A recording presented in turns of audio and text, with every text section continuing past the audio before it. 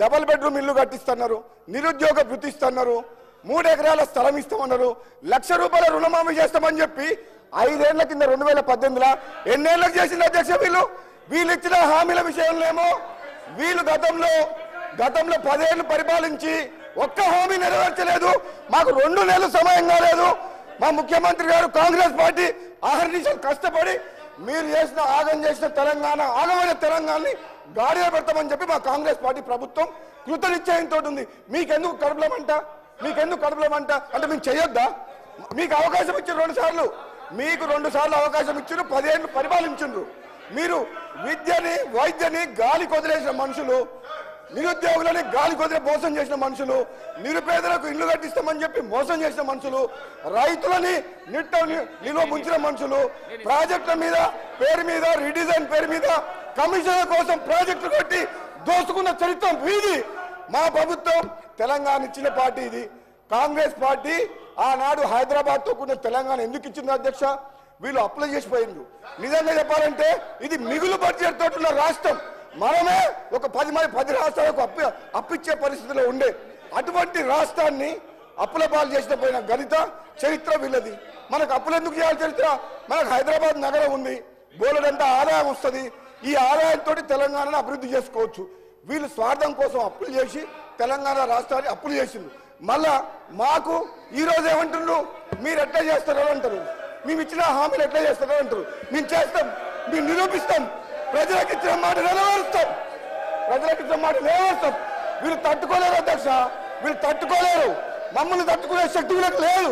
దమ్ముంటే కేసీఆర్ని హౌస్లోకి రమ్మని చెప్పి దమ్ముంటే మేము నిరూపిస్తాం. మా ముఖ్యమంత్రి గారు చెప్పిండు, ఇప్పుడు మీ నాయకుడిని రమ్మని చెప్పండి అని చెప్పి ముఖ్యమంత్రి గారు నిన్న చెప్పిండు, ఈ రోజు కూడా చెప్పిండు. ఆ దమ్ము లేదు, పారిపోతున్నారు. బయట పోయి మాట్లాడతారు, హౌస్లో మాత్రం చర్చ లేరు. ఈ రోజు మా ముఖ్యమంత్రి గారి నాయకత్వంలో ఈ రోజు మేము అందరం కూడా కమిట్మెంట్ తోటి పనిచేస్తున్నాం.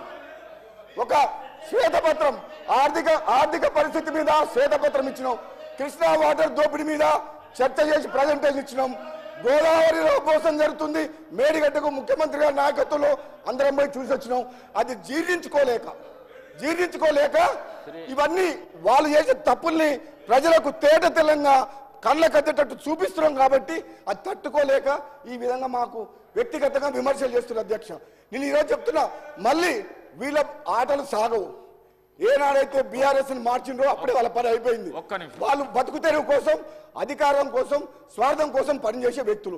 ఆనాడు తెలంగాణ సెంటిమెంట్ రెచ్చగొట్టి రేవంత్ రెడ్డి గారు అన్నారు, నిన్న అమాయకులను చంపి పిల్లల్ని చంపిన పాపం మీకు ఉసురు తగులుతుందని చెప్పి వాళ్ళ కుటుంబం లక్షల కోట్లు దోసుకుంది అధ్యక్ష. ఆ పాపం ఎవరో త్యాగం చేస్తే త్యాగాల పునాదం మీద ఏర్పడ్డ తెలంగాణలో ఒక కుటుంబం బాగుపడి లక్షల కోట్లు దోసుకున్న చరిత్ర వాళ్ళది. అది తెలంగాణ ప్రజలు 2 సార్లు తప్పు చేసినామని గమనించి ఈరోజు గ్రహించి మళ్ళీ తెలంగాణ ఇచ్చిన కాంగ్రెస్ పార్టీకి పట్టం కట్టిన అధ్యక్ష. ఇది పేదల ప్రభుత్వం, పేదల రాజ్యం, పేదల కోసం పనిచేస్తుంది.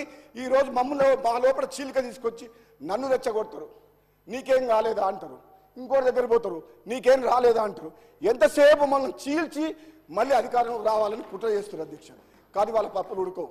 మేము కాంగ్రెస్ పార్టీ ఈరోజు మా ముఖ్యమంత్రి గారి నాయకత్వంలో అందరం కలిసికట్టుగా ఐకమత్యంతో తెలంగాణ ప్రజల కోసం పనిచేసింది తప్పితే పదవుల కోసం పాకులాడే మనుషులం కాదు అధ్యక్ష. థ్యాంక్ యూ అధ్యక్ష. సభ ప్రారంభం